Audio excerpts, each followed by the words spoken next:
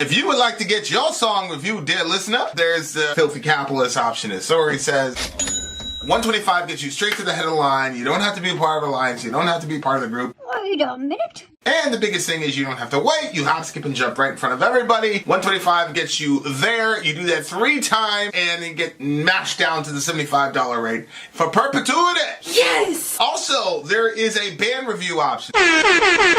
So if you've got a band and you're trying to get your band some exposure, hit me up at vinsori@gmail.com and I'll show you the details about how to pull that off. You can also jump on Patreon and there is a option on the tiers to be able to get your band reviewed. Yep. Obviously, we can't lie to you, so we can't guarantee a positive review. Get what you get. It's just rubbish. Rubbish. Rubbish. That's British for garbage. My favorite is the community option. $1 at the gate gets you in a Patreon. You get to join an alliance. The alliance joins their points together, and that helps determine what songs that we do. The alliances hang out on Discord. Message me on Patreon to get the link. And they do all kinds of other cool things. They do Minecraft, Dungeons and Dragons. Yeah. It's really a community within the community. Anybody can go in the village, facebook.com/Vin and Sori. There's 160,000+ people on the channel. What's cool about the Discord is that it offers a real opportunity for community connection, friendship, that type of thing. And it's on Discord, so if you're not a Facebook person, it's for you. You start off at $1. Right. Plus you get exclusives. Sori and I are working on a song. So the first 15 seconds of that was on Patreon. Also, at $15 tier and above, when we actually debut the video, they're going to be there live with us. There you are, dear listener. Buy our merch. Buy our merch indeed. A child shall lead them. Revo, do me a favor and check your email. Velvet Underground already got us blocked. So if you're worried about the blockage for the last Beatles song, I'm willing to do the official one. We've already got a block already, so I'm already going to have to haggle with YouTube about it. So just think about it. Okay. All right, guys, here we go. This is a fella by the name of Jimi Hendrix. Yeah. Jimi Hendrix Experience. This song is Purple Haze. Go. Purple Haze. This was released in 1967 by Track Records, which was started by The Who's manager. Jimi Hendrix said this song is about a dream he had and is possibly influenced by his love of sci-fi. Most fans in the media believe it's to be a drug song, which is what we said. Also, it has the famous lyric confusion of "excuse me while I kiss the sky" being heard as "excuse me while I kiss this guy." In this version, he appears to sing the one that most people heard rather than the original one.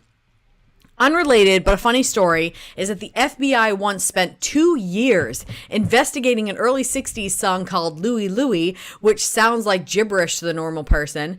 Many people thought at that time they were doing this to sing profanity and get away with it. The FBI spent 2 years on the song and found nothing. Our tax money at work right there. I was just going to say. That's hilarious. That's our tax dollars right there. You were saying this in code. Holy smokes, what a world we're in. All right, guys, here we go. Jimi Hendrix, what's the song again? Purple Haze. I was going to say Brown Eyed Girl. No, it's Purple Haze by Jimi Hendrix. Where is it? There it is. Let's go. Well, the boys have got a new one out on the 17th of March, and this one's going to really take the market by storm. So let's hear once again the Jimi Hendrix Experience.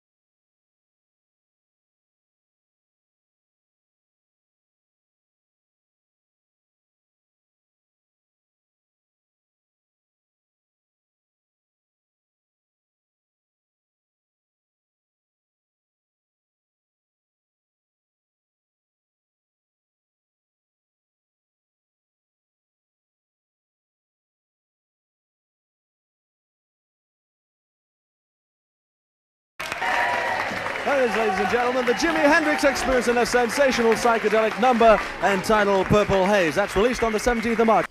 You said it was a psychedelic number. Bullshit. His love of sci-fi? No way. Well, I mean, No way. who knows? No way.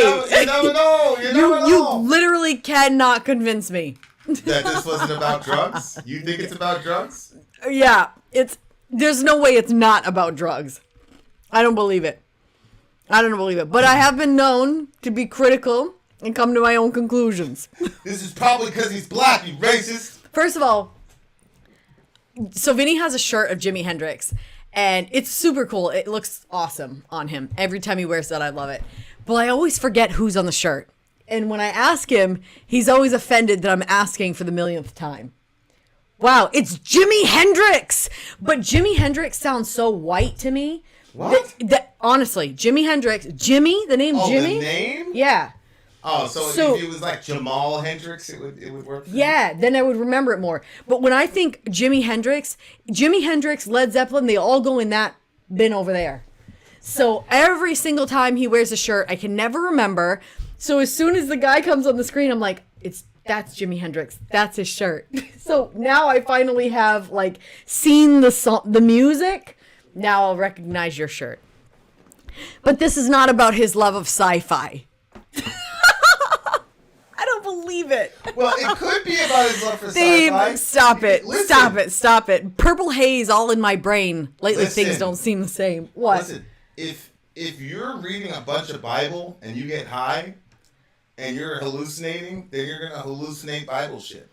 I don't think they're mutually exclusive. Obviously, he named the song Purple Haze, all up in my brain, blah, blah, blah.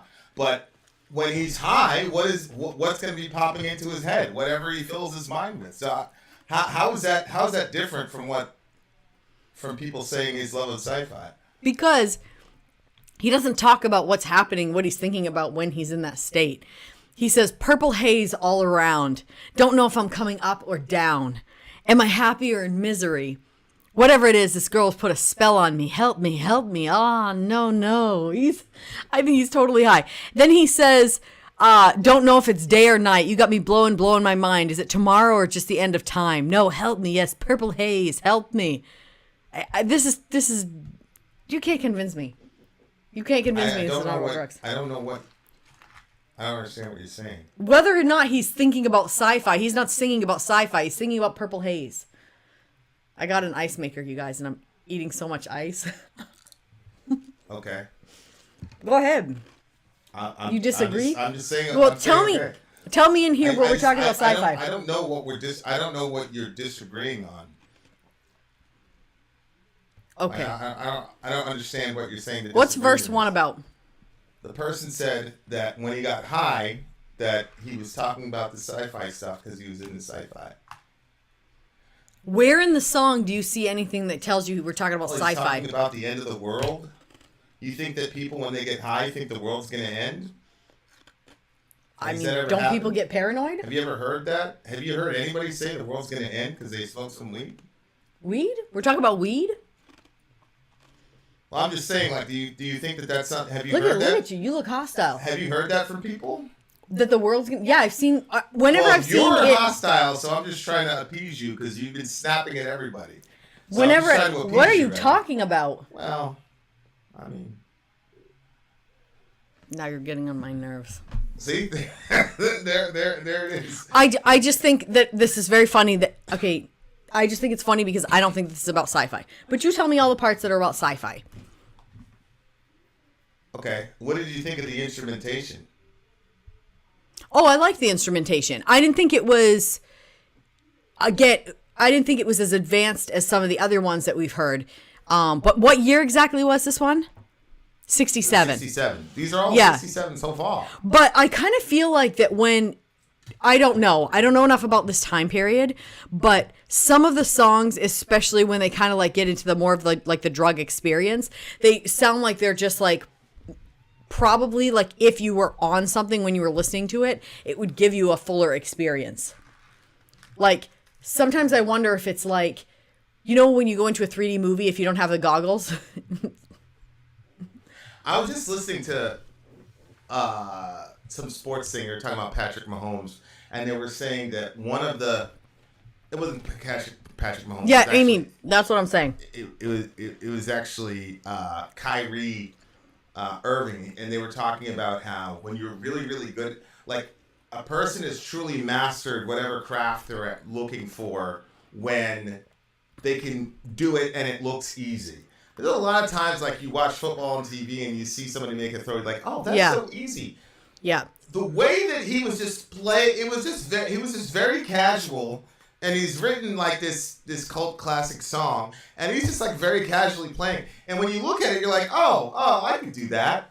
And it's like, yeah, bro, you could, but you don't have the skill level of this guy. Like that would take so much. The way that he was just playing, and he was probably high when he was playing it too, playing and singing this amazingly classic song with this amazingly classic lick. Like, it's unbelievable to me, like how much skill dude had. Now keep in mind, I'm kind of confused about Hendrix, which I hope somebody has an idea for like a Hendrix day or whatever. Confused I'd like to get a good cross section of his work, but I'm still not seeing this guy is the Tom Brady of guitarists. Like, I'm still not seeing that part of it yet. Like, and it might be that I'm such a novice to the instrument that I don't understand, what this man has done, how he's influenced music in the Western world. Yeah, et cetera, I et don't cetera. see that he's close to Led Zeppelin. What, you mean Page? Jimmy Page from Led Zeppelin? Yeah. Well, Jimmy Page lists this guy as one of his inspirations. So, I've heard hard to people tell. say Jimi Hendrix, Led Zeppelin, and like kind of group them together like they're both like amazing greats together. I don't think that they're close to each other. Whether or not he had influence by him or not, I mean, that could be, of course, but I don't think that they sound the same. But I haven't heard enough Jimi Hendrix to know. Maybe he has other songs that are more complex than this. Excuse me, what's funny? There's this rap song that has that line. Excuse me while I kiss the sky, up to the sky. What's it supposed to mean? Huh? What's it supposed to mean? I didn't really understand what "Excuse me while I kiss the sky" meant in that song, the rap song. All I just remember is up to the sky. If what's his face was here, he'd be able to back me up on it because he grew up in the Bronx too. And you Jay? hear that all the time. Excuse me while I kiss the sky. Very, very iconic line. The dude knew his stuff. I mean, to me, again, that just sounds like a drug reference. Let me kiss the sky. Because you're up so high and, boop, floating away.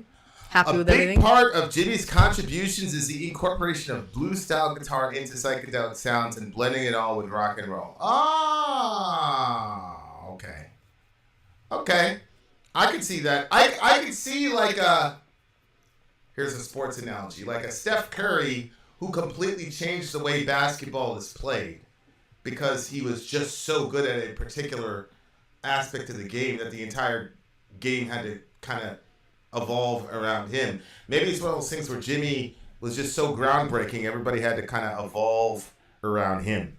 I don't know.